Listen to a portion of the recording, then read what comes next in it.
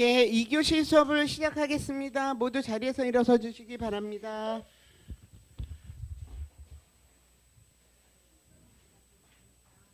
오늘도 저희들에게 부처님의 가르침을 전해주실 강사 스님께 합장 3배 예를 올리겠습니다.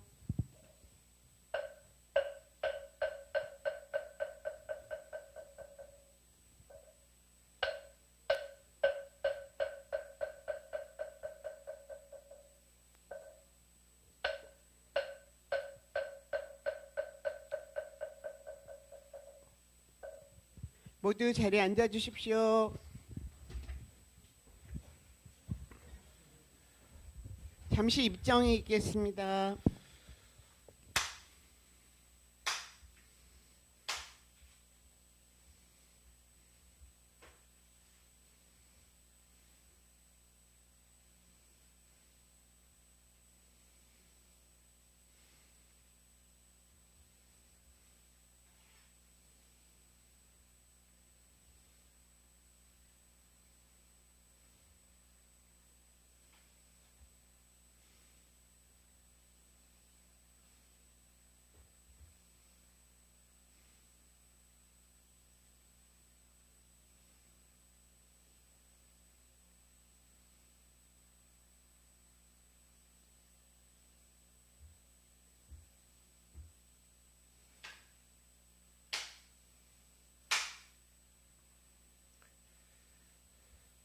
예, 반갑습니다. 예. 제가 감기가 걸려가지고 좀 말씀 그랬었어요. 예. 한 며칠 저는 너무 운동을 너무 열심히 해가지고 감기. 탁구를 치는데 탁구를 이틀 연속으로 한 3시간 쳐버리니까 그냥 이게 옛날 같이 하다가 몸이 그러니까 한 5년 전만 하더라도 그냥 뭐 탁구를 쳐 탁구 치고 뭐 자전거도 타고 뭐 하여튼 뭐 이래저래 운동을 많이 하는데 제가 나이를 잊고 너무 열심히 하다가 뭐 추석 다 잘 보내시고 오셨어요? 우리 저번 주에도 강의했잖아요, 그죠? 토요일날. 저번 제가 한 주 이제 바꿔 했죠 그때 저번에. 되게 오랜만에 보는 것 같아요. 하여튼 올 가을은 되게 비가 많이 오는 것 같아요.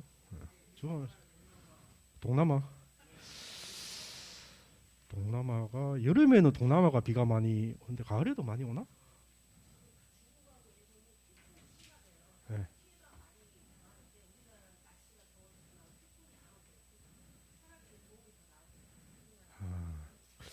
또 생각해보면 원래 태풍도 안 온 것 같아, 그죠? 더워가지고 태풍이어가지고. 그러니까 확실히 뭔가 날씨가 완전히 이제 바뀐 것 같아. 그러니까 온대에서 우리나라가 아열대로 이제 바뀌었다고 하니까 예전에 부처님 때도 이제 그 안거라는 게 그러니까 여름에는 이제 항상 그냥 한 3달 동안 비만 내리니까 밖을 나가지를 못하는 거예요. 그러니까 그냥 모여서 이제 수행을 했다는 건데, 그러니까 그게 이제 그 아열대 기후니까 이제 그렇게 이제 가능한 거죠. 그러니까 우리나라도 뭐 장마 기간이 있지만은 뭐 한 달 내외고 또 이제 이런 것들이 또 뭐 더 길어지고 있고 그런데 그러니까 하여튼 이래저래 그 날씨 그러니까 뭔가 좀 날씨 변화하고 우리의 인간의 어떤 감정이나 정신 상태하고 이렇게 또 직접적으로 영향을 미치고 이런 것들이 되게 많은 것 같아요. 우리나라는 사계절이 뚜렷하잖아 옛날에는. 그러니까 우리나라 성질이 없어졌죠. 좋고 싫고가 확실한 거지. 기면 기고 아니면 아니다. 애매한 게 없는 거지. 그러니까. 예, 어쨌든 오늘 할 거는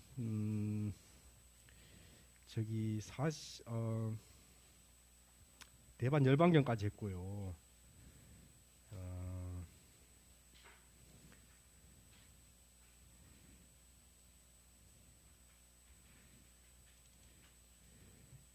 이번에 프린트 다 됐죠? 그러니까 하다 보니까 이게 뭐랄까 별로 중요도가 상대적으로 떨어지는 경전들이 몇 개 있었어요. 여기 목차가 있는데, 그러니까 뭐 수단이 바다나 법구경, 뭐 암경 이런 것들은 되게 이제 중요한 거고, 그다음에 이제 반야신경, 금강경, 유마경, 뭐 승만경 이런 쪽 대성경전이 중요히 나오는데, 상대적으로 이제 42장경이나 육방예경, 마등가경, 백유경 이런 경전들은 좀 상대적으로 중요도가 떨어져 가지고 좀 이렇게 이번 1시간 동안 빠르게 지나가고 다음 시간에 이제 반야신경부터 이제 공부를 하면, 그러니까 뭐 저기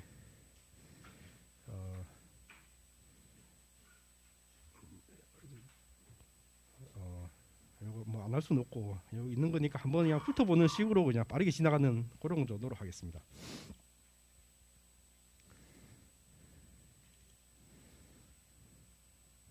자, 42장경부터 이제 보겠습니다. 예.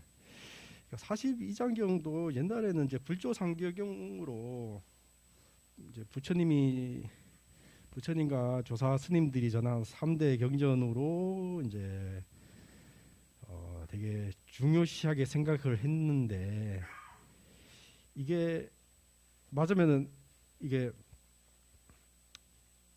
위경으로 밝혀진 거죠. 위경. 그러니까 위경이라는 것도 애매한 거죠. 그러니까 부처님이 직접 설한 것만 경전이고, 뭐 소위 말하는 암경이나 니까야만 부처님 경전이고, 나머지 뭐 금강경, 뭐 반야신경, 뭐 하음경 이런 것들은 다 불교 부처님이 설한 경전이 아니냐, 이렇게 했을 때 뭐 엄밀하게 의미로 따졌을 때는 뭐 금강경, 하음경도 부처님이 직접 찬술한 경전이 아니니까 위경이겠죠. 근데 그렇게 따지면은 암경도 부처님 당시 때 부처님이 설한 경전이라고 할 수 없다. 후대에 500년 후에 편집된 그런 경전이기 때문에 실제로 부처님이 설한 것이라고 충분히 이렇게 납득할 만한 수준이지만은, 그렇다고 해가지고 그게 또 후대에 찬술이나 첨가된 그런 내용들이 많이 있기 때문에 뭐 암경 니까야가 또 부처님 친설이다 이렇게 얘기할 수 없는 거죠. 그렇게 따지면 그것도 위경인 거죠. 그러니까. 근데 이런 것들이 이제 이렇게 경전을 연구하는 이제 불교 학자들이 최근 한 100년 안에 이제 밝혀낸 이런 내용들이고, 그 전에는 이렇게 얘기한 모든 경전들이 그냥 부처님이 설했는데, 이제 이런 것들이 그러니까 이 사람들의 이제 근기에 따라, 방편에 따라, 그러니까 초등학교 신자들한테 설할 수 있는 내용이 있고, 중학교, 고등학교, 대학교 이렇게 좀 수준별로 이렇게 나눠서 이렇게 했다. 그래, 그게 이제 우리 뭐 동아시아, 중국이나 한국의 이제 선배 스님들이 이제 그렇게 경전을 이제 해석했지만은, 근데 이제 경전 역사를 보니까 이게 아니고, 이게 2,500년 역사 중에 이렇게 다르게 시대마다 이제 다르게 이렇게 나왔던 이제 경전들이더라. 이제 이렇게 이제 밝혀졌죠. 그래서 뭐 42장경이 실제로 부처님이 설했냐 안 했냐, 그러니까 이런 것은 사실 의미가 없다. 그래 따지면은 모든 경전들이 다 위경일 수밖에 없다. 그렇다고 하더라도 42장경이 뭐랄까 뭐 암경처럼 부처님 당시 때에 나왔던 경전들이냐는 아니고, 그러니까 중국에서 이제 선불교를 바탕으로, 동아시아 불교, 중국 불교, 선불교를 바탕으로 이제 찬술된 뭐 스님들이 이제 새롭게 편집한 뭐 이런 경전이라고 할 수 있겠습니다.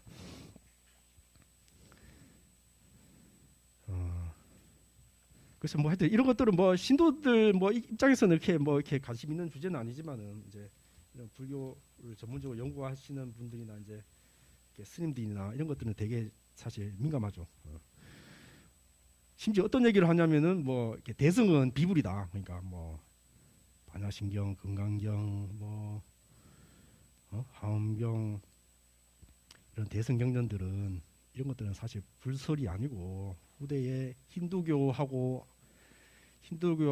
이렇게 믹스된, 짬뽕된, 변진된 불교다. 그래서 대승 비불설도 이제 한참 등장했죠. 뭐 그거는 뭐 일본에서부터 시작해서 뭐 한 50년 안쪽으로 이제 했는데, 그런 얘기 어떻게 되냐? 그러니까 뭐 니까야 암경에만 부처님 친설이고 뭐 선불교에서 말하는 뭐 불성을 깨달아야 된다, 열애장을 알아야 된다, 참나를 알아야 된다 이런 것들은 사실 불교 부처님이 가르친 게 아니고 힌두교 부처님이 비판한 힌두교에서 얘기하는 거를 이렇게 후대에 이렇게 짬뽕하면서 이게 뒤섞이면서 이렇게 불교가 변질됐다 이렇게 이런 얘기를 이제 하는 사람도 있었죠. 그게 이제 대승 비불설인데. 그래서 뭐 지금도 이제 그 논쟁이 아직까지 이제 긴장한 게 있죠. 긴장한 게 우리나라에서도 뭐 남방 윗바사나가 이제 부처님의 올바른 수행법이고 뭐 화두하거나 뭐 이런 연불하는 거는 변질된 불교이기 때문에 부처님 당시의 수행법이 아니다. 뭐 이런 얘기까지 가는 거죠. 그러니까 그래서 뭐 그런 것들이 아직까지 뭐 정리되지는 않았지만 어쨌거나 뭐 대체적으로 스님들이나 학자들 의견들이 그러니까 불교라는 것이 어떤 단일한 체계가 아니고 여러 2,500년간 또 다양한 지역에서 나오던 모든 이제 불교들이 이제 합쳐진 그런 거기 때문에 어느 것이 한 것이 불교고 어느 것이 아니다 이렇게 말할 수 있는 그런 성질이 아니다. 이런 것들을 모두 합쳐가지고 불교라고 봐야 되는 거지. 여기서부터 여기까지 불교가 여기는 아니다 이렇게 말할 수 없는 그런 것이다. 이런 의견으로 이제 모아지고 있는데요. 그래서 뭐 한참 요즘 뭐 대승 비불설도 많이 나왔지만 요즘에서는 뭐 대승 비불설 얘기가 그렇게 진지하게 다뤄지지는 않습니다.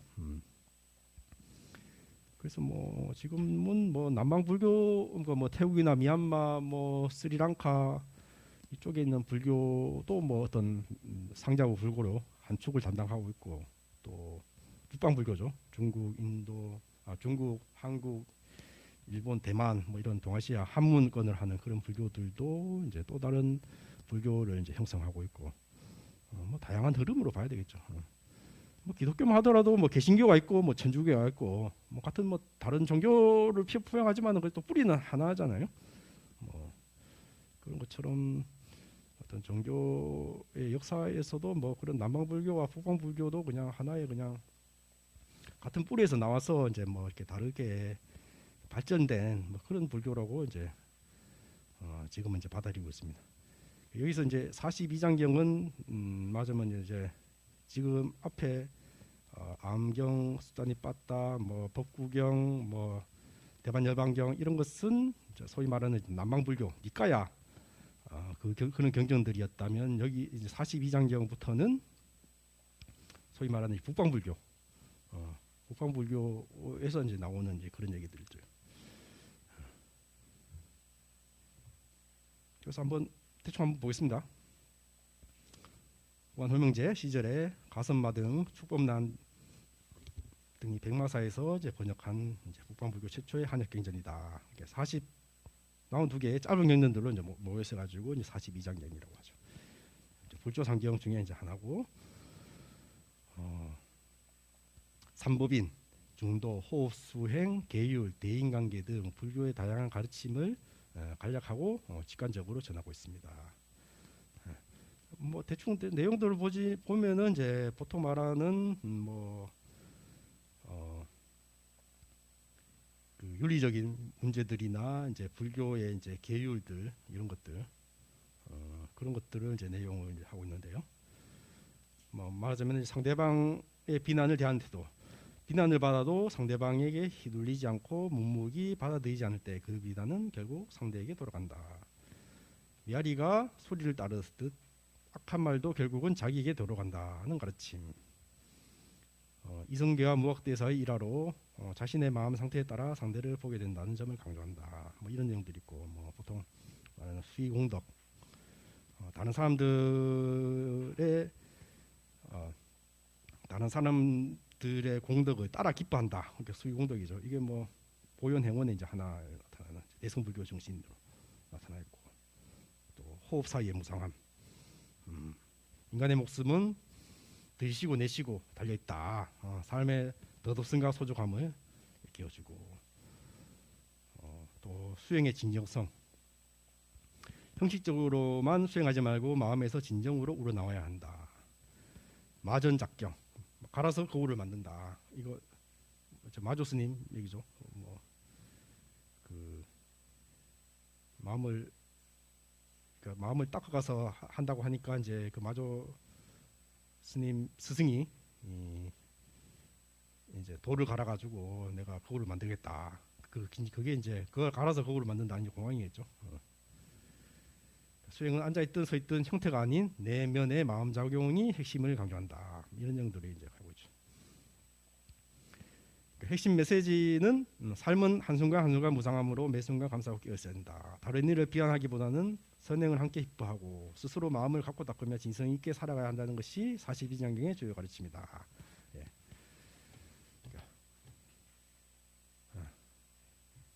이런 내용들을 이제 가지고 있고요.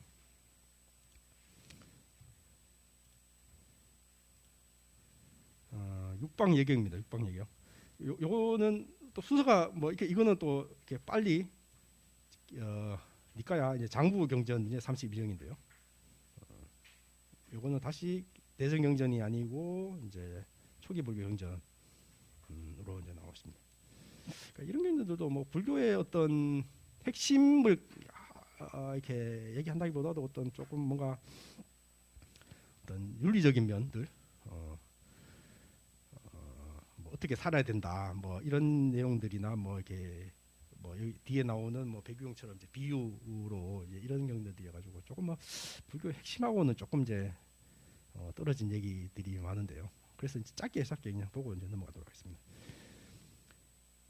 육방 예경 6방향의 이제 예경을 한다, 뭐 이런 내용인데요. 빨리 초기 불교 빨리 경장의 이제 장부 32경으로 제가자가 일상에서 지켜야 할 인간관계 윤리를 체계적으로 제시하는 경전이다. 장자 신갈라가 아버지의 유언에 따라 6방향의 무작정 예를 올리다 부처님을 만나서 그 의례를 윤리적 실천으로 새롭게 해석받는 장면이 서사적 배경이 된다. 6방향으로 이제 보면은 이제 부모와 자녀의 관계, 자녀는 공양하고 효도하고 순종하고, 부모는 이제 사랑과 훈육, 헌사, 경제적인 지원을 한다. 동쪽 방향에는 이제 부모와 자녀와의 관계 있고, 남쪽에는 스승과 제자, 그리고 서쪽에는 남편과 아내, 자녀의 관계를 이제 얘기를 하고 있고, 북쪽에는 친구 간의 관계들 얘기하고, 위쪽에는 이제 사문, 바라문과 신도, 또 아래쪽에는 고용인과 고용주의 관계들, 이런 6방향의 이제 관계들을 얘기를 하고 있죠. 그래서 경은 만물과 인간이 서로 의존해 존재한다. 연기와 상의 상관의 원리를 윤리적 토대로 삼는다. 한 인간의 삶은 가족, 스승, 사회, 자연의 도움 없이는 성립할 수 없으며 이에 대한 감사와 책임이 6방향 예경의 핵심 의도이다. 그렇죠. 그냥 어떤 불교의 핵심이 이제 영이, 연기의 다른 말이 이제 상의 상관, 서로 의존하고 서로 관계한다. 이게 뭐 상의 상관인데, 연기 서로 의존해 존재하니까 뭐 부모와 자녀와의 관계라든지, 뭐 스승과 제자 간의 관계라든지, 뭐 고용주와 고용인의 관계라든지, 이런 관계들이 말하자면 상대가 잘 돼야지 내가 잘 되는 거고, 상대가 고통스러우면 또 내가 또 고통스러운 거고, 이런 이제 윤리를 얘기하는 거죠. 인간의 삶은 이제 홀로 존재할 수 없다. 그래서 상대에 대한 이제 감사와 책임이 따라야 된다. 이런 얘기를 이제 하고 있는 것이죠. 그래서 이거를 뭐 그렇죠. 뭐 연기라는 것은 뭐 요즘 현대 사회에서도 뭐 아무리 강조해도 뭐 지나침이 없잖아요.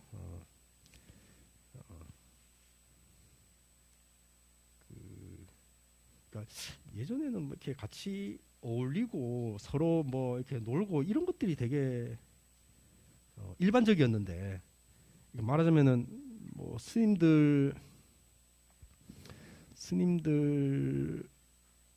이제 수행하다 보면 이제 지대방이라고 이제 어떤 뭐 사랑방처럼 뭐 차도 마시고 이야기도 하고 이제 이런 그 방이 있는데, 이제 거기서 이제 뭐 이런저런 뭐 공부 이제 휴식 시간에 뭐 이런저런 얘기를 이제 하고, 뭐 차도 마시고 뭐 이런저런 뭐 때로는 뭐 주지심 험담도 하고, 뭐 또 뭐 저기 사중 뭐 이렇게 이거 돌아가는 이런 얘기도 하고 뭐 그런 것들이 이제 서로 모이면서 얘기가 되잖아요.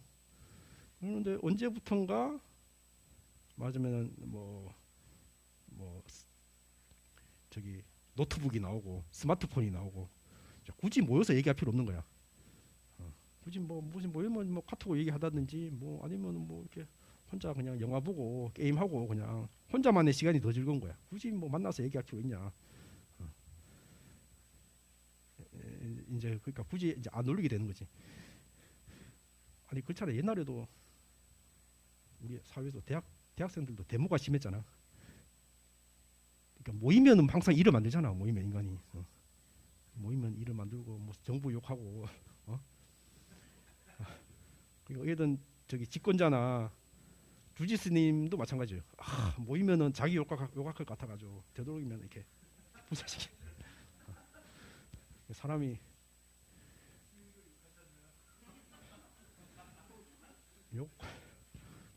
욕을 제가 기억이 안 나는데 저도 뭐 많이 해줄 것 같아요.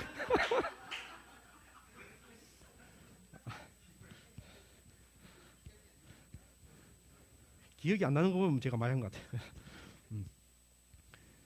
아니 그러니까 이게 그 사장의 입장에서는 이제 직원들이 많이 모여가지고 이렇게 서로 많이 모이면 험담하고 뭔가 작당을 꾸미잖아.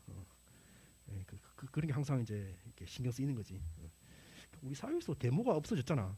최근 예전에 비해서 80년대, 70년대 이런 데 비해서는 뭐 이렇게 사회적인 시위가 많이 줄고 했는데 그러니까 그런 것들도 뭐 스님들도 마찬가지고 뭐 예전에는 뭐 94년도에 뭐 종단 사태 그 전도 그렇고 그러니까 스님들끼리 싸우는 게 이렇게 일반 뉴스에 되게 많이 나왔어요. 90년대, 80년대 하더라도 여러분들 기억나시는지 모르겠어요.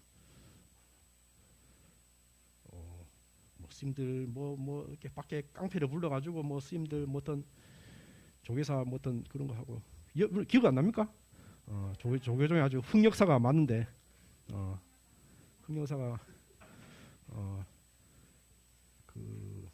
그 전에는 뭐 정화라고 예전에 이제 일본 불교는 이제 결혼을 했잖아요.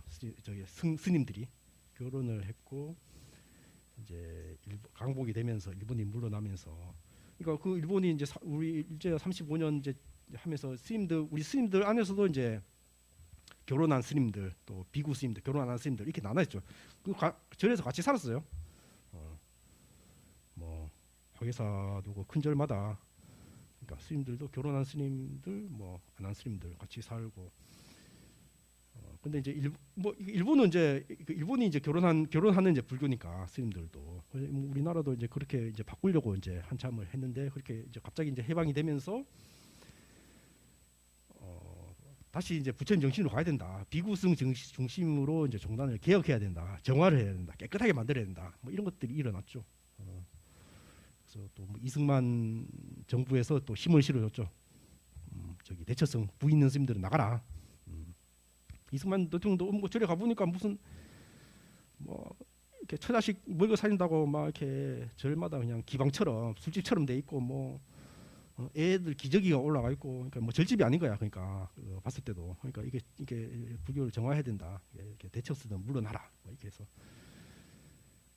그러니까 그런 갈등들이 뭐 한 20년, 30년 이어졌죠. 뭐 지금도 사실 태고종이라는 게 다 그렇게 생긴 거죠. 처음에는 이제 조계종을 합치다가 결국은 이제 같이 먹게 되면서 1970년도에 태고종으로 이제 분리해 나갔죠. 그래 되면서 뭐랄까 그때는 비구성들이 적었어요. 한 10대 1. 대체성들이 10이고 비구성들이 1이었고 숫자가 적었죠. 그래 되면서 뭐 이렇게 좀 스님이 될 만한 사람이 아닌 사람들도 머리 깎아가 스님 만들고 숫자로 이제 해야 되니까. 그래서 뭐 그때 소위 말하는 이제 깡패들이 이제 절에서 많이 들어왔죠. 깡패들이 스님 자질 안 되는 그런 사람들도 많이 들어와서 스님들의 자질이 그때 이제 많이 떨어지고 뭐 소위 말하는 이제 절 뺏기 하려고 다니는데 절 뺏기. 그러니까 대처성들은 이제 어디 가서 절을 막 이렇게 물리적인 힘으로 그냥 가가지고 나가라 하고 그냥 절 뺏기처럼 뭐 그런 것들이 좀 만연했죠. 그런 것들이 뭐 근대 한국 불교의 흑역사라고 할 수 있을까? 그래서 뭐 그때 소송하면서 뭐 불교 재산도 많이 망실하고, 그러니까 뭐 이렇게 법적인 퇴고정하고 이제 법적인 분쟁을 하면서 재산도 뭐 많이 망실하고 뭐 폭력 사태도 많이 일어나고 뭐 그랬죠. 뭐 물론 뭐 이렇게 그런 덕에 또 뭐 비구 스님 중심의 조계종이라는 게 비구 스님 중심의 이제 종단으로 이제 나오게 됐는데 또 뭐 한편으로는 뭐 이제 폭력이나 뭐 절백기 뭐 이런 문화나 뭐 이런 안 좋은 것들이 이제 많이 또 들어가고 뭐 그랬죠. 그러니까 그게 90년까지 이어졌는데 그래 보면은 뭐 한 98년도에 또 종단이 또 조금 시끄럽고 또 뭐 그러고 보면 한 2000년도 이후에는 어떤 그런 것들이 뭐 개인적인 일탈이나 이런 것들은 뭐 군데군데 있었어도 뭐 이렇게 대규모 이제 종단 사태, 대규모 뭐 어떤 폭력 사태 이런 것들은 사실 드물어요, 사실 2000년도 이후로부터. 그러니까 밖에 사회에서도 뭐 이렇게 이런 학생 운동이나 이런 뭐 데모나 이런 것들이 많이 줄어들지. 그래서 저는 이제 그런 것들이 사실 또 말하자면은 이제 개인적인 여가가 가능해진 거지. 그러니까 사실 이 얘기 하려고 계속 엉뚱한 얘기를 했는데, 그러니까 스님들도 데모를 안 한다. 밖에 데모를 안 하듯이. 그게 왜 그러냐고 보니까 굳이 이제 이렇게 사람들끼리 도반들끼리 차 마시는 게 불편해. 그냥 혼자 앉아가지고 그냥 유튜브 보고 영화 보고 이게 더 편해. 이런 그러니까 뭐 스님들뿐만 아니라 이제 우리 밖에 뭐 일반 뭐 이렇게 신도들도 마찬가지고 뭐 이렇게 서로 어울리고 이런 것들이 이제 그냥 개인의 시대죠. 개인의 시대. 어떤 뭐 요즘 학자들은 핵개인의 시대라고 그래요. 핵개인. 개인인데 더 쪼개서 있는 핵개인이다. 핵개인 시대라고 이제 얘기하는데 뭐 개인화된 시대인데 이제 더 이제 그 개인의 시대라고. 그러니까 요즘에는 뭐 기업들도 이제 1인 기업도 많아. 1인 기업. 무슨 뭐 몇만 명 고용하고 뭐 이런 기업도 있지만은 뭐 저런 텔레그램이나 뭐 이런 소위 말하는 유명한 IT 기업인데 뭐 10명, 20명 이렇게밖에 안 돼. 직원들이. 그러니까 한 명당 얼마나 버느냐 이런 것들이 또 뭐 기업을 측정하는 되게 중요한 지표라고 하는데, 그러니까 그런 게 가능한 게 뭐 말하자면은 뭐 어떤 인공지능 기술이나 뭐 컴퓨팅 뭐 이런 기술들이 좋아지니까 굳이 뭐 이렇게 무슨 몇만 명 고용 안 하고도 뭐 충분히 뭐 이렇게 만드는 그런 게 가능하다는 얘기겠죠. 그러니까 이게 뭔가 하여튼 기술의 발달로 뭐 하여튼 여러 사람이 어울리고 이런 것들이 이제 많이 이제 줄어드는 시대에 살고 있다. 이거 있는데 글쎄요, 하여튼 뭐 그렇다고 하더라도 이렇게 인간 사이에 이제 맺는 관계가 또 뭐 이렇게 뭐 소통하는 방식이 달라졌다는 거지. 뭐 인간 사이에 뭐 그런 것들이 끊어졌다고 얘기할 수 있겠죠. 뭐 말하자면 혼자 게임을 하더라도 뭐 그 온라인 상에서 같이 이제 뭐 경쟁 상대하고 같이 게임을 한다는 거죠, 그렇죠? 뭐 서로 뭐 만나서 게임을 하는 건 아니겠지만은 그렇습니다. 오케이, 하여튼 뭐 요 정도는 얘기가 가지고 있습니다. 육방 예경.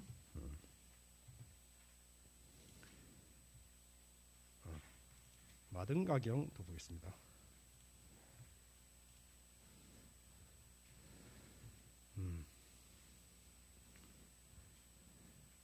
마등가경은 이게 안 한다 하고 이제 마등가라는 이제 처녀 사이에 뭐 이런 얘기를 다루고 있는데요.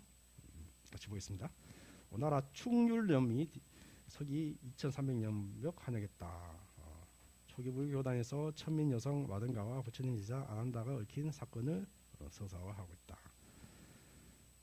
인대 고대 사회의 카스트 현실, 불교의 평등관, 점성술까지 담아낸 초기 불교와 민간 신앙의 복합 풍경을 보여준다.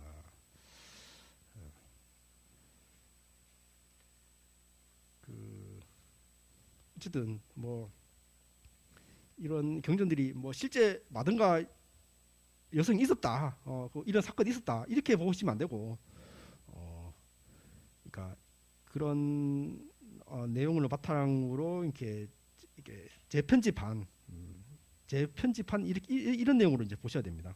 이게 실제 사건이 아니냐 이렇게 보시면 안 되고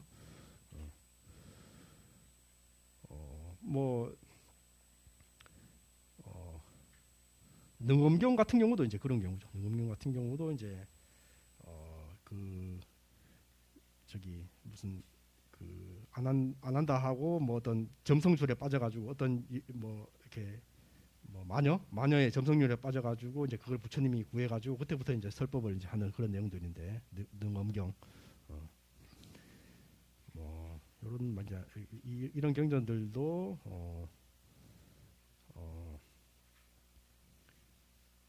그런 불교의 주제를 가지고 이제 재편집된 이런 경전이라고 이제 볼 수가 있겠습니다.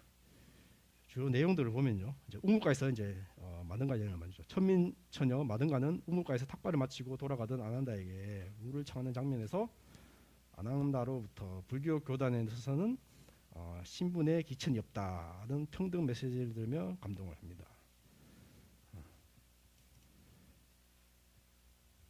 그래서 그 아난다가 너무 잘생기고 너무 뭐 이렇게 좋아 보이는 거야. 그 마등가가 자기는 이제 천민처녀 가지고 이렇게 뭐 도저히 뭐 이렇게 결혼하고 뭐 이렇게 뭐 그런 상황도 아닌 것 같아. 그래서 주술가 유혹을 했죠. 아난다를 배우자로 삼고자 한 마등가는 그 마등가 어머니의 주술로 그를 집으로 불러들입니다. 무슨 뭐 이렇게 주문으로 만들어 가지고 이제 뭐 혼을 빼 가지고 이제 아난다를 자기 집으로 불렀죠.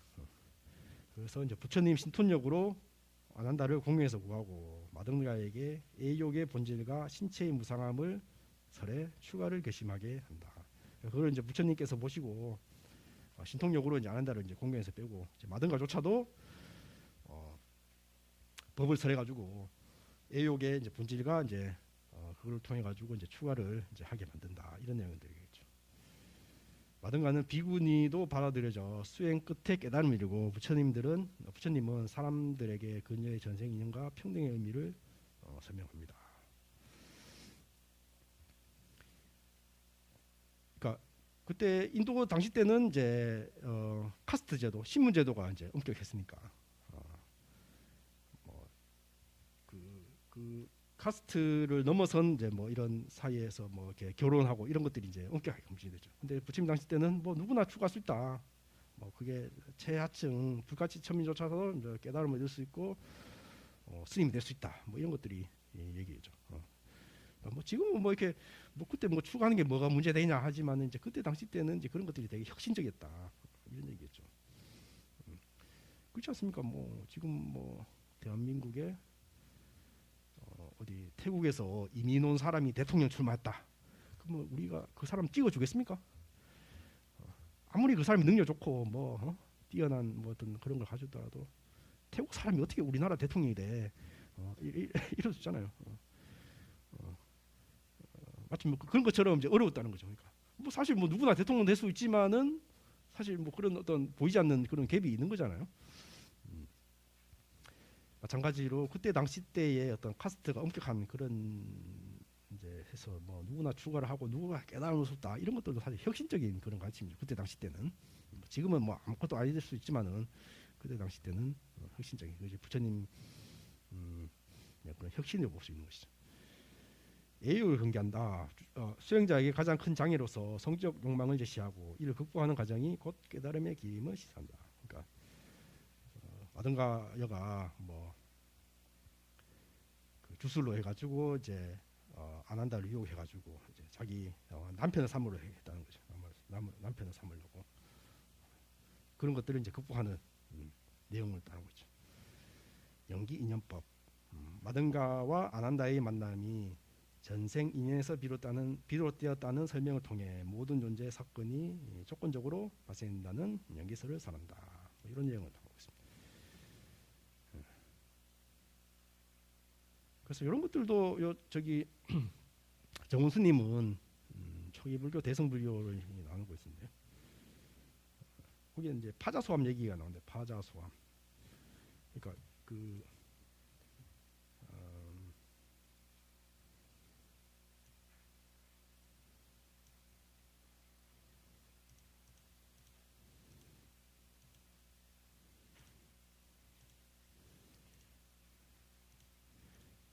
파자소함이 이제 일종의 하두인데요. 그러니까 그 옛날 뭐 중국에서 한 노파가 이렇게 정말 수행을 잘한다고 생각하는 스님을 이제 20년을 이제 시봉했어요. 저 스님 참 공부를 잘한다 해서 이렇게 뭐 뒷바라지 뭐 밥이나 뭐 뒷바라지 다 했죠. 그래서 이제 그 노파가 저 스님 진짜 수행이 된다 이제 궁금할 거 아니에요. 그래서 시험을 했대. 자기 그 딸을 예쁜 딸을 해가지고 한번 가가지고 한번 안겨봐라. 안기면 그 스님이 뭐라고 하는지 나한테 얘기해달라. 그래 그 딸이 스님한테 가가지고 뭐 늦은 밤 찾아가가지고 스님을 손잡고 스님 몸을 탁 안고 스님 이러시는 느낌이 어떻습니까? 이러니까 스님이 하는 말이 이제 고목이 바위에 스친 듯 아무 느낌이 없구나 이런 얘기를 했다. 네가 아무리 나를 유혹해도 난 전혀 뭐 유혹이 뭐 넘어가는 게 뭐 아무 느낌 없다 이런 얘기를 했다. 그래서 딸이 참 훌륭한 스님을 이게 시봉했고 참 훌륭한 스님인 것 같습니다. 아무 느낌 없다고 합니다. 그 말을 들은 그 노파가 내가 저는 땡중을 내가 시봉을 했구나 하면서 그 암자를 불사질러 버렸다는 이제 그 얘기인데 그게 이제 파자소함인데요. 이게 하두인 거예요, 하두. 그 스님이 어떤 대답을 해야지 그 노인이 그 암자를 불사르지 않게 할 수 있을까? 이게 이제 하두인 거죠. 뭐라고 대답해야 될 것 같아요? 아니되옵니다. 이게 웬 떡이냐 하고 놀자 뭐가 아니면은 나는 고목에 스친 고목이 바위에 스친데 아무 느낌이 없다. 이게 정답이에요. 아니 보통 말하면 뭐 이게 정답이죠. 뭐 계율을 지킨다면은 여자가 아무리 뭐 손을 잡고 안겨도 뭐가요? 이게 화두가? 그래서 이게 뭐 실제 화두라는 게 뭐 실제 있었던 일이 아니고 이게 우리가 공부를 하면은 어떤 이제 공부하는 경지를 이제 시험하기 위한 어떤 설정된 뭐 수수께끼 같은 설정된 뭐 어떤 퀴즈 같은 뭐 이런 얘기죠. 이렇게 만들어 놨어요. 이게 모순되는 상황을 만들어 놨죠. 그렇잖아. 뭐 내가 스님이고 하면은 당연히 계율을 지켜야 되고 여인의 몸을 손 안 대고 아무 감정이 없다 하는 게 또 한편이고 또 하면은 또 인간적으로는 그냥 남자로서 뭐 여자 몸이 닿으면 성욕이 일어나고 그런 것들도 다양한 또 그런 선택인 거고 그 속에서 어떻게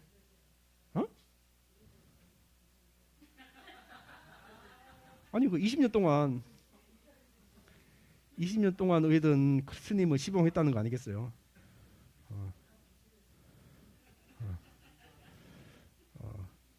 그러니까 이게 화두의 이제 그런 하나의 어떤 그런 원리를 이제 얘기를 하고 있는데요. 그러니까 우리는 항상 된다 안 된다 이것만 생각하잖아. 아니면 뭐 계율을 지켜야 된다. 뭐 아니면은 뭐 상황에 따라 뭐 계율을 어겨도 된다. 여기서는 이제 초기 불교의 내용, 아주 추가 수행을 중심으로 애욕 단절을 중시하며 안 한다 사건처럼 엄격한 계율적인 태도 강조한다. 뭐 이게 보통 말하는 이제 계율을 중시하는 초기 불교 정신이지만은 대승불교 정신 때는 파자소함 등 하두 등 이제 제가 감성적 포용적 접근이 강화되며 추가 여부와 관계없이 중생 제도를 강조한다. 뭐 이런 것들이 하나의 뭐 어떤 대승불교 정신. 말하자면 이런 일화도 있잖아요. 예전에는 이제 인도에서 이제 중국에서 인도로 넘어가려면 이제 그 파미르곤을 넘어가야 된다. 뭐 거기 넘어가다가 뭐 스님들이 뭐 이렇게 뭐 강도도 많고 뭐 이렇게 뭐 호랑이한테 잡아먹기도 하고 뭐 그런 경우가 이제 또 많아졌던. 옛날에 뭐 다 그 고원을 넘어가지고 이제 경전을 이제 인도에 같이 넘어가면서 그 한 스님이 선정에 빠져가지고 거기 뭐 산 밑에서 그냥 선정에 빠져 있는 거예요. 그래서 그뭐또 다른 스님들은 가서 인도 가가지고 경전을 다 공부를 하고 3년 뒤에 다시 돌아오는 길에도 그 스님이 앉아가 선정에 빠져들고 있더래. 이제 그 장면을 보고 그 스님을 이제 욕하는 장면이 나와요. 이게 가장 수행자의 자세인가? 아니 뭐 스님이 앉아가지고 선정에 빠져가지고 정말 고요한 선정을 빠져가지고 정말 해가 가는지 모르고 뭐 밥도 안 먹고 그래 앉아 있는 게 너무나 수행자로서 올바른 모습 아니겠어요. 그렇지만 대승불교 정신에서는 그 니 혼자만 선정에 빠져가지고 니 혼자만 좋은 거지 뭐 다른 사람 한테 뭐가 좋냐. 말하자면 대승불교 정신에는 그게 이제 비판의 대상이 되는 거죠. 말하자면 나도 좋지만은 남도 이롭게 해야 된다. 말하자면 나도 깨닫고 남도 깨닫게 해야 된다. 뭐 그게 뭐 자비의 정신이고 보시의 정신이고 그런 거죠. 이런 것들이 이제 대승의 정신인 거죠. 보살의 정신인 거죠. 남도 이롭게 해야 된다. 결국 깨달음한 것이 결국은 나뿐만 아니라 타인 또 사회 뭐 이런 것까지 이제 연결돼야 된다는 것들이 하나의 어떤 대승불교의 정신이란 것들 이런 것들에 대한 이제 비판들이겠죠. 어쨌거나 뭐 다시 파자소함으로 가서 말하자면 이제 이게 뭐 초기 불교 대승불교로 이제 해석할 수도 있고 뭐 이런 것들이 말하자면 우리의 이제 인간의 어떤 그런 생각하는 사고가 그렇다는 거죠. 계율을 지켜야 된다. 아니면 뭐 계율을 어겨야 된다. 이게 두 가지밖에 생각 못 하잖아. 근데 하도라는 건 항상 이제 모순적인 이제 상황을 만들어 놓는 거지. 그러니까 모순이라는 것도 딜레마라는 거지. 딜레마라는 것이 그 두 가지 뿔을 갖다 놓으면은 그 사이를 어떻게 지나갈 것이냐. 뭐 이런 것들이 하나 이제 딜레마일 수 있는데 그 딜레마를 해결하는 것은 그게 빠져들지 않는 거죠. 빠져들지 않으면 되는 거죠. 그냥 뿔 사이로 지나가 같이 피해서 지나가면 되는 것이죠. 그래서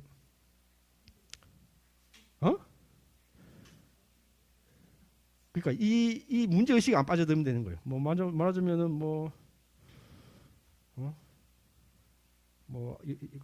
저기 딸이 안겼을 때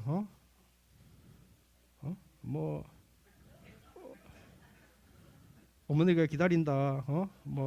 아니면 차나 한 잔 마시고 가라. 뭐 아니면은 뭐 어떤 스님은 노파가 그 암자에 불을 지르면은 그 불로 차를 끓여 먹겠다. 뭐 이런 얘기를 한다든지. 그 불씨앗으로 차를 끓여 먹겠다. 뭐 이런 얘기를 한다든지. 뭐 그런 것들에 이제 그런 것들이 안 걸려 넘어간다는 거죠. 그러니까 이제 이런 식으로 답을 하는 건데요.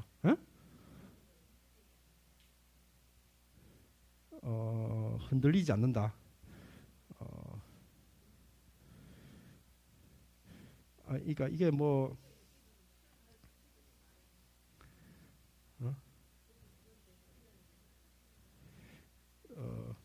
단순히 이제 내가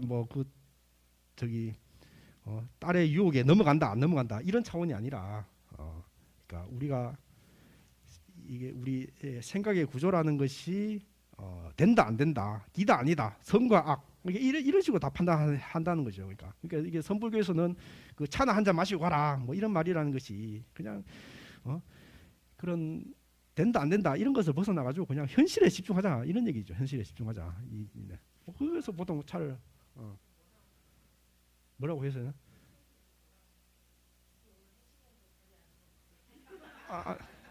아니 그러니까 뭐 그때 이게 뭐 하도라는 게 뭐 답을 아는 게 중요한 게 아니고 그게 어떤 식으로 작동하는 거고 실제로 내가 정말 깨달음 미루어 살 때 이제 이런 것들이 이제 이게 스스로 드러난다는 거죠. 그런 것들이. 근데 하여튼 내가 책에 있는 내용들을 얘기한다면은 그런다면 보통 말하는 차 한 잔 마시고 가라 뭐 이러다든지 저기 노파가 불을 지른다면은 나는 그 불로 차를 끓여 먹겠다 뭐 이런 얘기 한다든지 그런데 이제 안 넘어간다는 거지. 그러니까 이게 실제 있는 일을 갖다가 답을 하는 게 아니라 말하자면 우리의 이제 그 생각이라는 것이 된다 안 된다, 계율을 어겼느냐 지켰느냐 뭐 이런 식으로 생각하면 이런 식으로 생각할 수밖에 없다는 거죠. 그러니까 이제 그런 것들에서 이제 벗어난다는 거죠.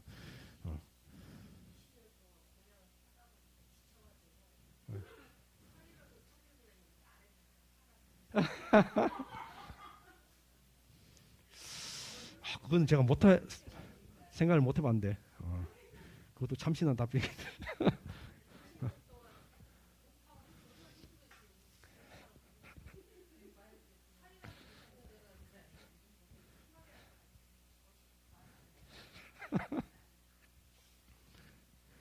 그러니까 뭐 이 내용들이 뭐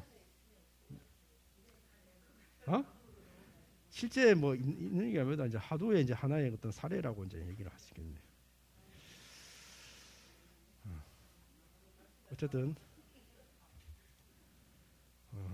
하도는 이제 실제 깨쳐야지 답이 이제 보이는 거니까 여러분들 스스로 공부하셔가 답을 찾기 바랍니다.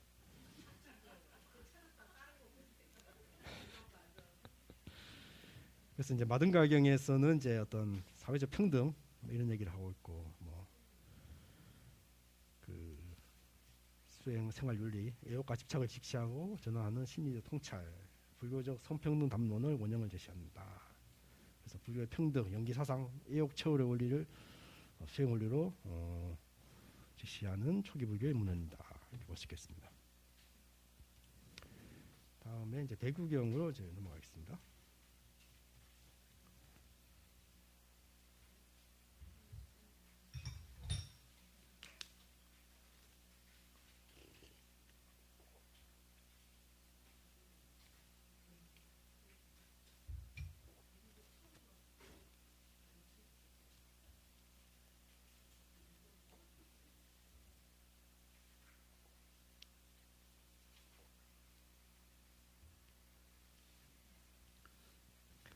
배규경은 뭐 이렇게 그렇다고 뭐 전혀 뭐 알려지지 않은 뭐 마등가경, 육방예경 뭐 이런 42장경은 조금 인지도가 떨어지는 경우인데 배규경은 좀 뭐 많이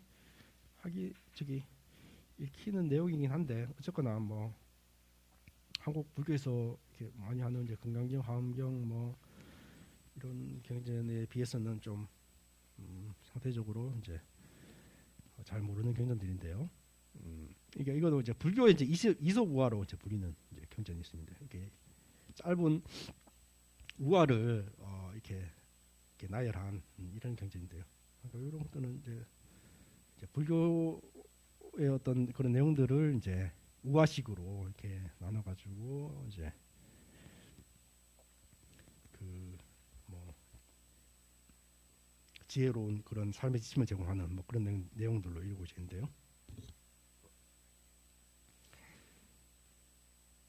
인도 5세기 초 승려 상가세나가 이제 모아서 저술했다. 제자 고나브리디가 이제 492년에 한양하고 실제로는 이제 98가지 이야기로 이루어져 있다. 불교의 12분교 중 비유에 이제 해당하며 인과응보나 어리석음에 대한 경고 등 교훈적 내용을 쉽고 분명하게 전달하고 있습니다. 배규경은 이속우화처럼 짧은 우화를 통해 인간의 어리석음을 일깨우고 지혜로운 삶의 지침을 제공하는 스테디셀러 경전으로 우리나라에서도 넓히 익히고 있습니다. 그래서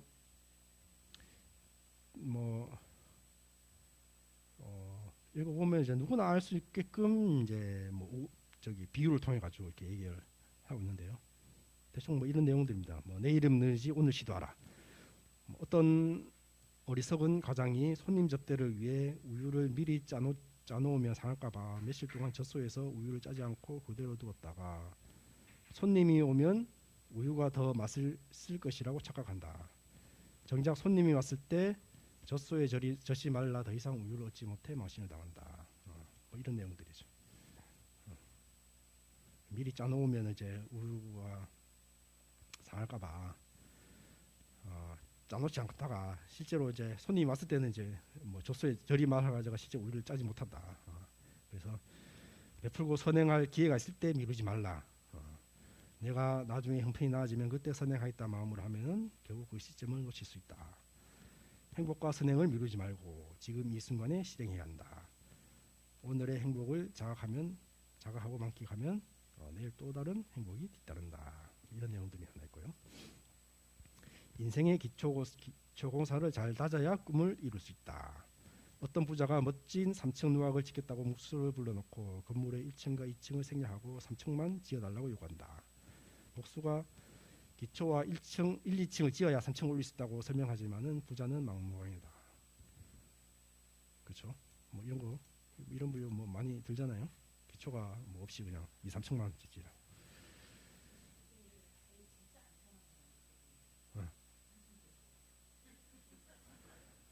실제 상황에도 이런 사람이 있다고요?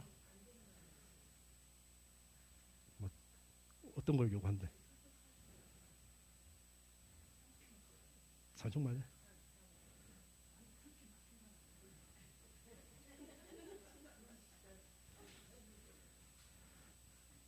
그러니까 구체적으로 3층을 또 지어달라고 그런 사람들이요? 그래. 그래. 저는 이 정도까지 사람 못 만난다는데 하여튼 뭐 말이 안 통하는 사람들이야 뭐 어디 가도 뭐 많이 있겠죠. 네. 기초공사가 있어야 된다.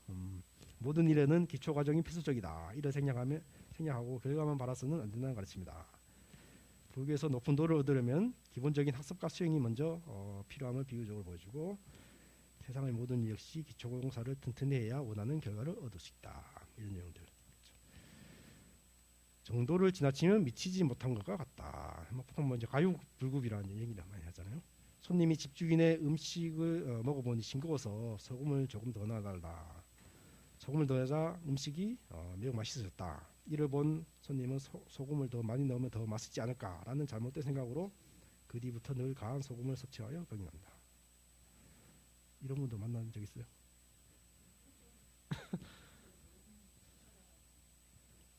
욕심 때문에? 그렇죠. 아니 그렇잖아요. 뭐 아파트 살면은 아파트 당첨돼 갔는데 아파트 값이 계속 올라.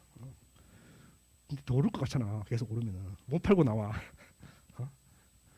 뭐 어디 저기 집을 샀는데 목 좋은 동을 샀는데 올라가면은 그냥 더 올라가가지고 못 팔고 또 내려가면은 본전이 아까워 못 팔고 뭐 이런 견들들 뭐 그런 것들도 뭐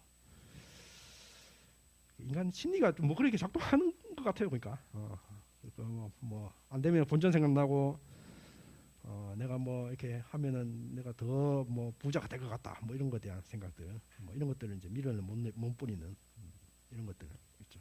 뭐 하여튼 뭐 이렇게 다양한 뭐 비유를 쓰지만은 뭐 이런 생각하면 우리 사는 모습을 다 하나씩 이제 이야기하고 있는 것이죠.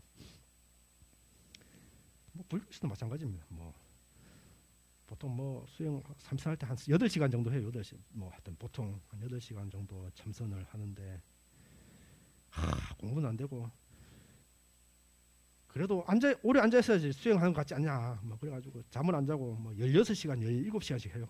잠도 안 자고. 뭐 그런 선원들도 있어요. 뭐 그런 거에 대한 뭐 스님들 사이에 이제 논란이 있는 거죠. 야 그거라도 안 하고 놀러 다니는 것보다 그게 낫다. 그렇게 하는 사람도 있고. 그 무슨 앉아 있다고 무슨 다 공부냐? 뭐 못 맞춘다고 뭐 앉아 있다고 다 공부되냐? 그거 그냥 앉아 있으면 10시간 앉으면 10시간 수행하고 4시간 앉으면 4시간 수행하고 그러니까 17시간 18시간 하면 내가 더 수행 많이 하고 더 깨달음에 가까워지지 않느냐. 그러니까 이것이야말로 이제 어리석인 생각이다. 뭐 이렇게 생각하는 사람들도 있고 이건 마찬가지겠죠. 오래 앉아 있으면 정량적으로 내가 수행을 더 열심히 하는 것이고 더 바르게 사는 것이다. 뭐 이런 생각들 이런 것들도 뭐 하나의 가요비고비고 이런 것들을 할 수 있는 것이죠. 그렇잖아요. 옛날에도 뭐 사당 오락, 뭐 서울대 가려면은 뭐 4시간 자야 되지 5시간 자면 안 된다. 그런 게 한참 있는데 요즘에는 뭐 과학자들이 잠을 충분히 자야지 공부가 되는 것이지. 잠 안 자고 뭐 하고 하면은 공부에 전혀 그 학습에 도움 안 된다고. 요즘 다 잠에서 공부하라고 다 그렇게 얘기하고 있는데. 그러니까 사당오랑 이런 거는 정말 옛날 얘기죠. 요즘도 그런 얘기 합니까? 사당오락 다 수험생이 아니 자녀들 요즘에는 일타 강사 이제 강의를 듣는 일타 강사 아니 그러니까 요즘에는 학원에 그냥 1시 2시까지 수업하고 그냥 학교에서 잔대 학교에서 다 자고 학교에서 자고 이제 밤에 또 학원 가서 이제 공부하고 뭐 이런 것도 뭐 비정상적인 모습 아닌가요? 그러니까 사교육이란 게 자꾸 남들 하면 또 다 같이 해야 되는 거잖아. 그러니까 남들 다 하는데 또 우리 애들만 안 하면은 또 우리 애가 지쳐지는 것 같아가지고 또 이런 심리로 또 계속 하고 이렇게 이런 것들이 좀 뭔가 기형적으로 이렇게 서로 이렇게 산업을 사교육 시장을 크게 불리고 이제 그랬다는 거 아니겠어요? 여러분들도 자녀들 사교육에 많이 지출했어요? 사교육에? 에? 그죠? 진짜 안 했어요?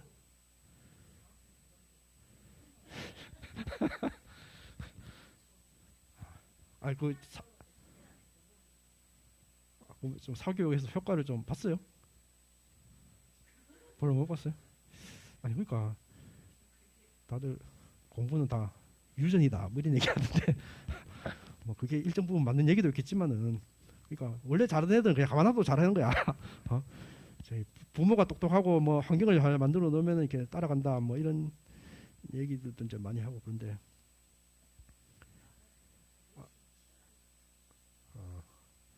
그러니까 이게 안 하려면 다 안 해야 되는 거지.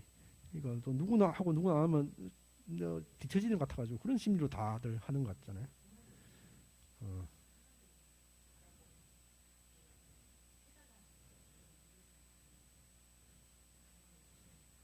아니 애가 지금 몇 학년인데 이제 다 대학교 갔어요. 네.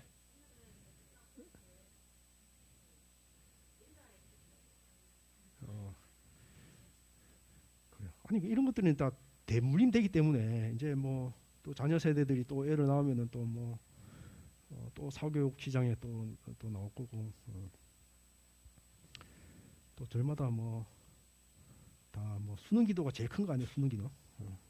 대한민국에서 제일 열심히 기도하는 사람은 고3 엄마들이 제일 열심히 해요. 어,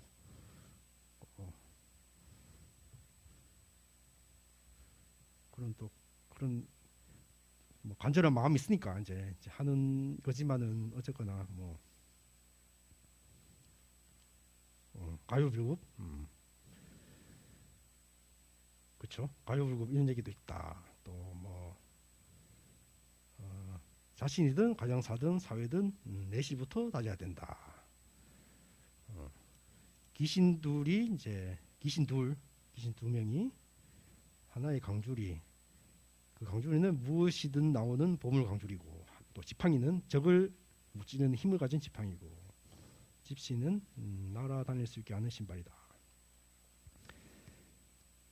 이게 서로 내 거라고 이제 기신 둘이 싸우고 있었대요. 그래서 어떤 사람이 이제 지나가면서 내가 공평하게 나눠주겠다 하고 이제 귀신들을 밖으로 내보낸 뒤에 이제 그 물건들을 모두 챙겨서 달아났다. 귀신들은 서로 싸울 것도 없이 빈손이 되어 버렸다. 그렇죠. 어부지리 뭐 이런 상황이겠죠. 내부 분열이 가장 위험하다. 사자의 몸에서 생겨난 벌레가 사자를 파먹는다. 뭐 이런 비유가 있죠. 가정이나 조직도 사회도 내부에서 갈등이 생기면 스스로 무너진다는 점을 경지한다. 서로 갈등만 하면 서로 결국 더 큰 손해를 보게 된다. 그렇죠.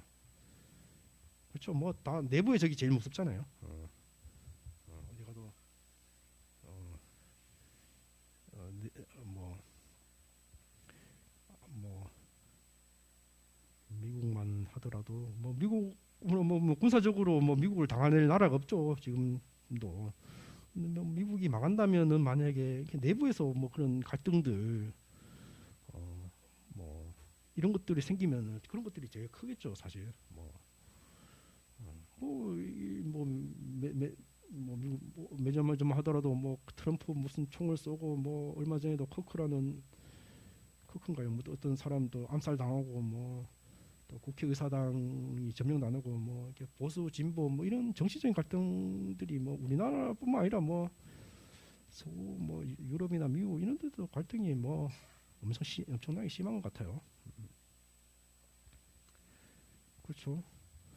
또 뭐 스님들 사이에서도 사실 뭐 스님들 최근에 뭐 이렇게 무슨 도박을 한다든지 무슨 승가의 어떤 주문이 일어났을 때 보면은 이제 말하자면 스님들 사이에서 내부 폭로가 된 거예요. 내부 폭로.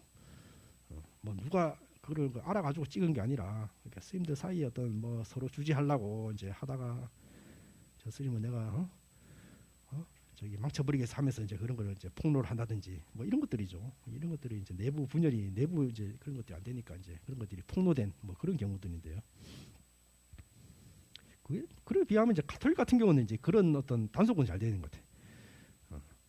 가톨릭 같은 경우는 어떤 딱 중앙 집권식으로 해서 뭐 이렇게 뭐 중앙에서 어떻게 딱 그 명령을 하면은 그게 무조건 따라야 된대. 그걸 안 하면은 뭐 하여튼 뭐 그 신부로서 살 수 없는 뭐 그런 조직 문화를 이제 가지고 있다는 거죠. 근데 이제 스님들 안에서는 뭐 이렇게 뭐 조계종 총무원이 있지만은 뭐 그렇게 얘기를 해도 막 스님들이 이제 그런 뭐 총무원은 총무원이고 뭐 나는 나고 그냥 뭐 이렇게 안 되면 그래서 이제 이렇게 인정을 안 하고 뭐 사회법을 제소한다든지 뭐 또 박계법을 제소한다든지 아니면 뭐 언론에 그 사람의 약점을 폭로해버린다든지 뭐 이런 식으로 간다는 거죠. 그러니까 이런 것들이 이제 내부 어떤 단속이 안 되니까 이제 이런 것들이 이제 안 좋은 점이 이렇게 드러난다는 그런 것들인데요. 그렇죠? 뭐 이런 것들이 다 어떤 조직도 내부 분열이 가장 위험하다. 뭐 이런 것들은 어느 조직이나 다 드러날 수 있는 것들이죠. 상대방의 비판을 겸허히 받아들여라. 여러 사람이 모여 있는 자리에서 A가 B에게 B는 성질을 잘 내고 행동이 경솔하다라는 두 가지 혐의 있다고 말합니다. 문 밖에서 이 말을 들은 B가 방 안으로 뛰어들어와 A를 마구 폭행하고 욕설을 부르고 언제 내가 성을 냈느냐라고 도의를 하려는다. B의 행동이 오히려 그 의미 사실임을 드러내는 정황이 된다. 그죠? 똥 묻은 개가 겸 묻은 게 나무 묻는다. 뭐 이런 말도 있잖아요.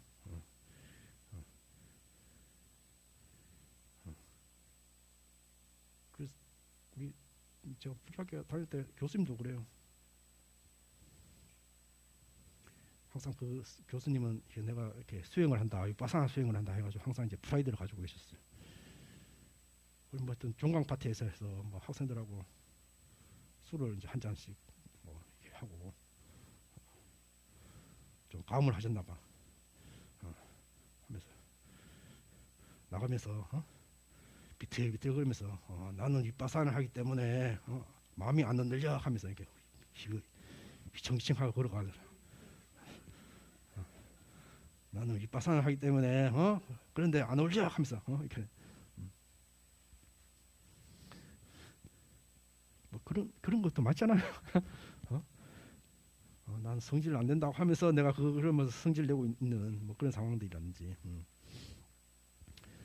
어쨌거나 남의 허물을 말하는 것도 신중해야 되지만은 누군가 내 허물을 지적했을 때 성내거나 원망하면 스스로 단점을 만천하에 드러내야 된다. 비판을 받았을 때 이를 겸손하게 받아들이고 반성하는 자가 결국 발전할 수 있다. 뭐 이런 얘기겠죠. 놓을 줄도 알아야 잡을 수 있는 법이다.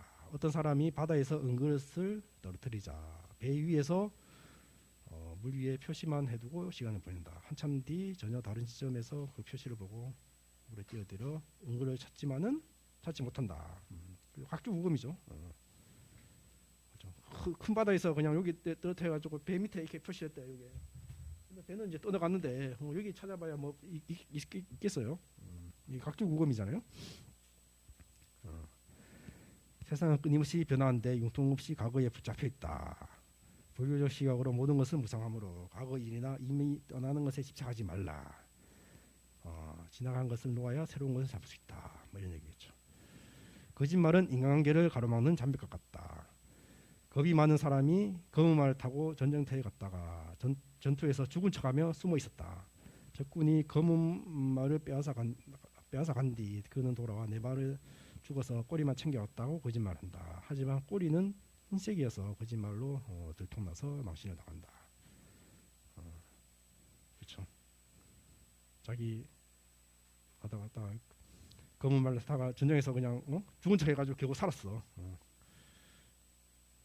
근데 자기는 이제 검은 말인데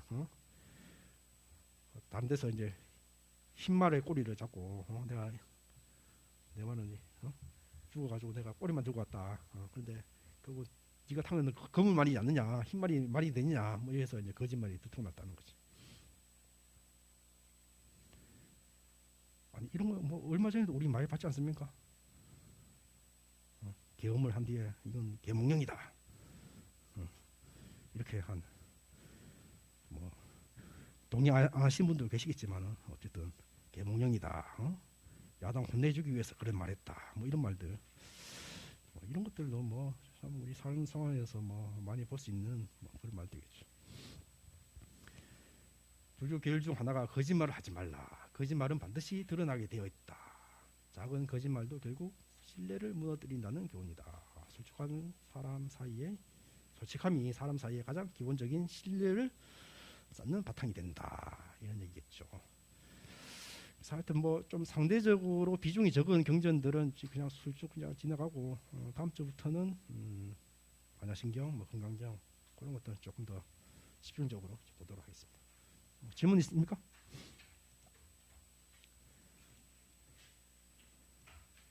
예, 그럼 마치도록 하겠습니다.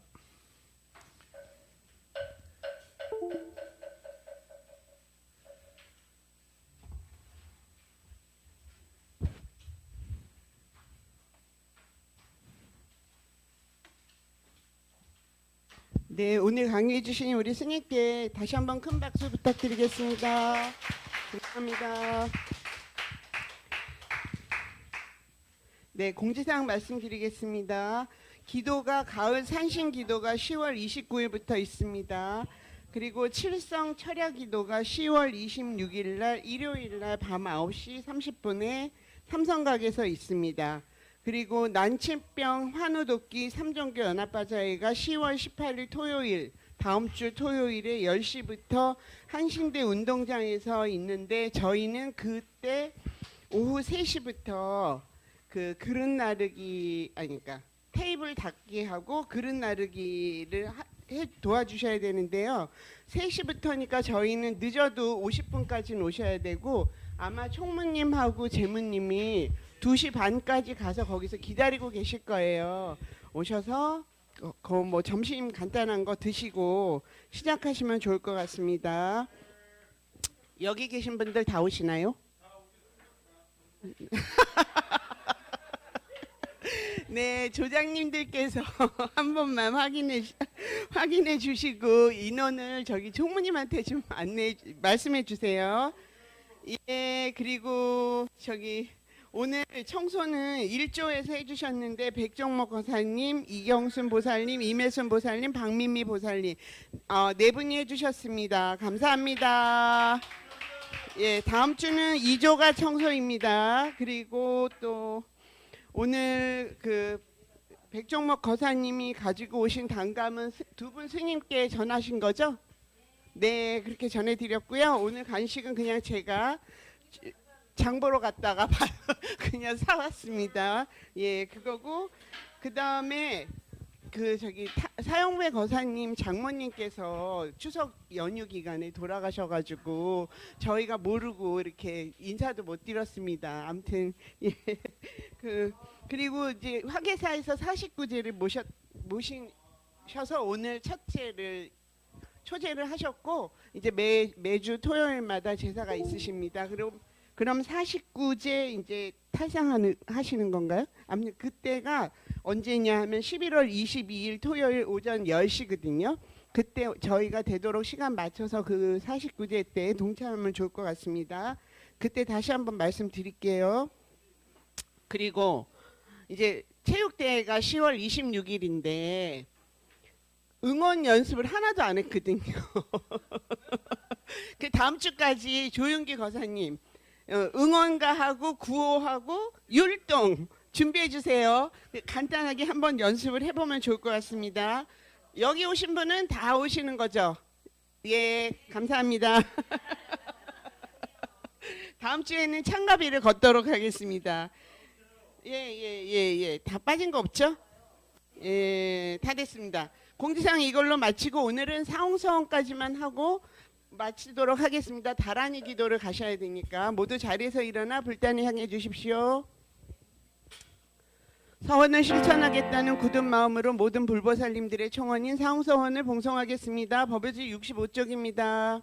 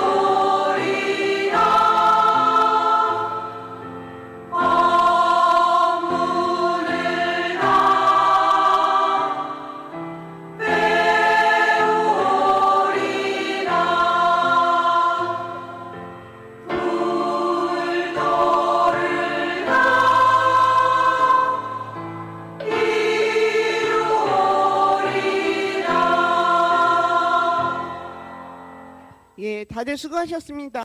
그럼 여기 다랑이도에 동참해 주시면 감사하겠습니다. 성불하십시오.